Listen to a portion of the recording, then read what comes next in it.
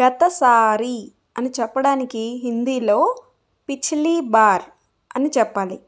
గతసారి నుంచి అని చెప్పాలనుకున్నప్పుడు పిచ్లీ బార్ సే అని చెప్పాలి.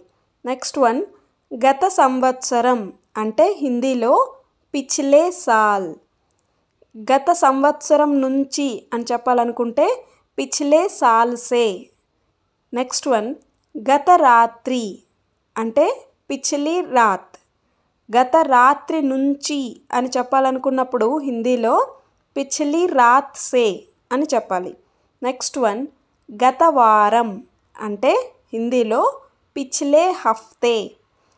గత వారం నుంచి అంటే హిందీలో పిచ్లే హఫ్తే సే అని చెప్పాలి. నెక్స్ట్ వన్ గత నెల అంటే హిందీలో పిచ్లే మహీనే. గత నెల నుంచి అని హిందీలో చెప్పాలనుకున్నప్పుడు పిచ్లే మహీనే సే అని చెప్పాలి. హిందీలో పిచ్లే కుచ్ దినో సే అంటే తెలుగులో గత కొన్ని రోజుల నుంచి అని అర్థం వస్తుంది. నెక్స్ట్ వన్ పిచ్లే కుచ్ ఘంటో సే అంటే గత కొన్ని గంటల నుంచి. నెక్స్ట్ వన్ పిచ్లీ కై బార్ సే అంటే గత కొన్నిసార్లు నుంచి. ఇప్పుడు కొన్ని సెంటెన్సెస్ ఎగ్జాంపుల్స్ చూద్దాం.